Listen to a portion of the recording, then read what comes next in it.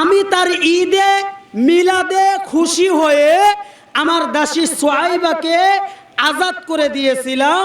আর এই আজাদ করে দেওয়ার কারণে প্রত্যেক সপ্তাহের সোমবারে আল্লাহ তাআলা নবীজির এই মিলাদে খুশি হবার কারণে আমি আবু লাহাবের কবরের আযাবটাকে লাঘব করে দেন, হালকা করে দেন। আওয়াজ দিয়ে বলি সুবহানাল্লাহ।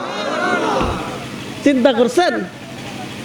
শুধু এটাই না, তাকে জিজ্ঞাসা করলে যে তুমি খাও কি, কবরে যে থাকো তুমি খাও কি, সে তখন ফি হাদি, তার আঙ্গুল, শাহাদাত আঙ্গুল এইভাবে ইশারা করেছেন যে আমি যে আঙ্গুল দিয়ে ইশারা করে তাকে আজাদ করেছি, সেই আঙ্গুলে এই দিনে প্রত্যেক সোমবারে এমন কিছু অপার্থিব রিজেক আসে, অপার্থিব পানি আসে, যেই পানিটা আমি পান করলে আমার ক্ষুধা এবং তৃষ্ণা দুইটাই নিবারণ হয়ে যায়। বলি সুবহানাল্লাহ।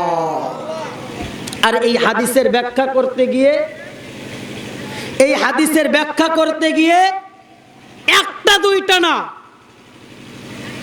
আপনি তামাম বিশ্বের জমিনের ভিতরে সিয়াসাত্তার যে কিতাবগুলো রয়েছে, যে 6টি কিতাব, প্রত্যেকটা কিতাব খুলবেন, প্রত্যেকটা মুহাদ্দিসের একই মত ব্যক্ত করেছেন যে দুনিয়ার জমিনের কোন ঈমানদার উম্মত যদি নবীজির ঈদে মিলাদুন নবী সাল্লাল্লাহু আলাইহি ওয়াসাল্লামে খুশি হয়, আবু লাহাব কাফের, এই জন্য সে জান্নাত পায় নাই, কিন্তু এর যেহেতু ঈমান রয়েছে, আল্লাহ ওর অতীত জীবনের সকল গুনাহকে মাফ করে দিয়ে আল্লাহর জান্নাতের মেহমান হিসেবে কবুল করে নেবেন। আওয়াজ দিয়ে বলি সুবহানাল্লাহ।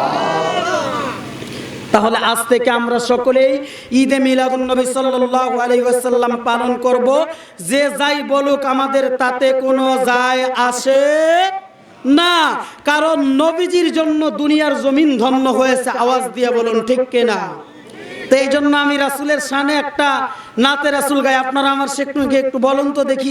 যেহেতু এটা ঈদে মিলাদুন নবীর মাহফিল, নবীজির আগমন সম্পর্কে তো একটা গান গাওয়া দরকার। আওয়াজ দিয়ে বলুন ঠিক কিনা? বলতে পারবেন তো ইনশাল্লাহ? আমি বলে দেব, আপনারা বলবেন।